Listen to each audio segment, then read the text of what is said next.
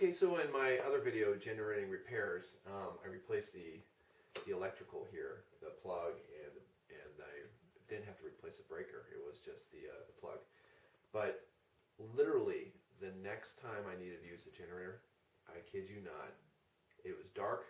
We had what they call a low battery cutout warning. The entire house shut down, and I'm like, oh my gosh, I gotta get out there. So I went out there with a flashlight, went to start, and I pulled about 4 or 5 times, and the rope broke. And I was like, well, I'll be darned, I'm gonna fix it. So I just took the rope, retied it on here, and pulled again. And as you can see, the recoil on this is not really working. This is called the starter recoil. The spring in there is sprung.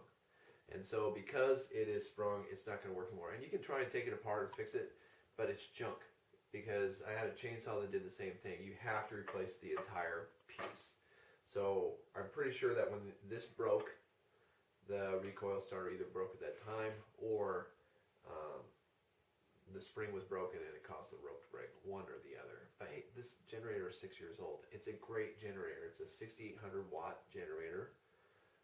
It runs everything in the house. If you're going to get a generator for your house, I recommend 6,800 watts or more. Do not cheat yourself and go lower. And I'll explain in a later video why. So I already loosened bolts on this. It's 10 millimeter. So I'm just going to use my old ratchet set, take it off. There's 4 bolts, 2 on top.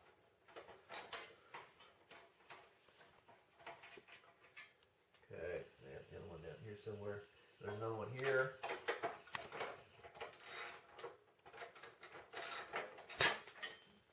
This should probably be the easiest out of all my repairs.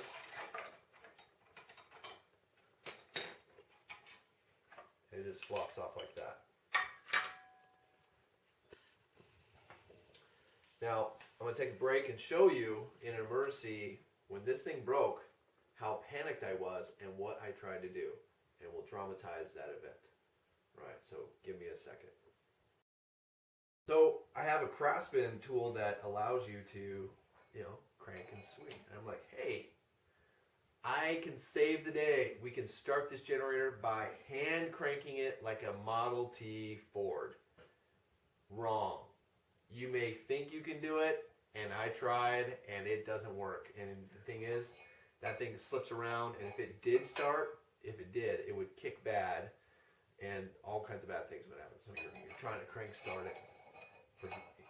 Forget it, you guys. I mean, desperate times, right? But even in this situation, this didn't work. So we're just going to set that off. So I got the new part. It's universal, just like this one is universal. See all the holes? It's so it can fit on different mounts.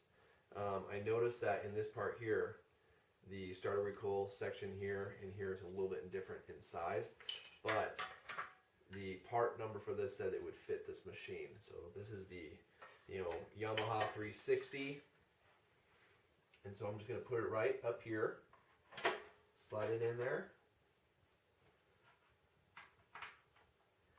get my threads going,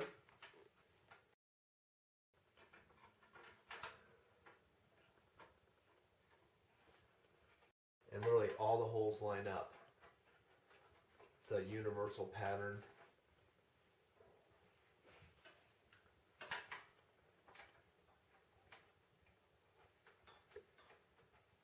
This has got to be the easiest repair in anything.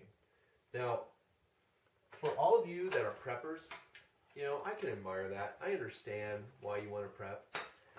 I get it. I'm an economics teacher. I'm seeing what's going on in the winds. I get it. I live sustainably. I live off grid. But all of you preppers that are living off grid and you think that you can handle a catastrophe moment, just wait until your pull cord for your recoil starter breaks. What are you going to do then if there's no shipping and there's no stores and you can't find one? That hand cranking isn't going to work. You're going to have to figure out another method. My wife and I, we're not preppers. We want to live sustainably, and live in peace and harmony with everybody. Yeah, maybe it's a pipe dream. You know, but our goal is to leave as little mark on this planet as possible in a negative way. None. There it is, right there.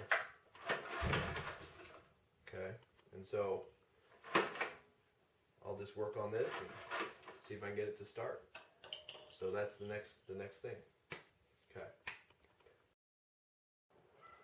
Okay, so if the starter recoil that I just replaced is the real problem, and we're hoping it is, because that was a way cheaper fix and an easy fix to do than if there's something really mechanically wrong with the system. One way to start a generator is to pull the starter coil until it's tense, and then you give it a real good yank. Make sure your fuel's on, all your buttons are not in the off position, and make sure your choke is in. Here we go.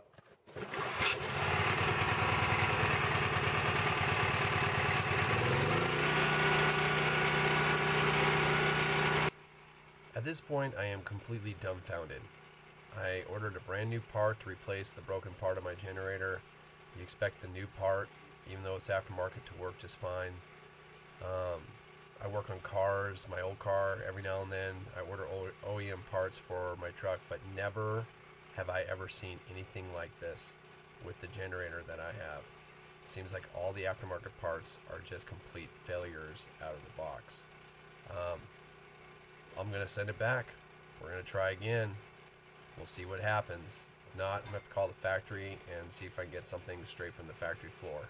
I don't know if they'll even do that. Now to some credits.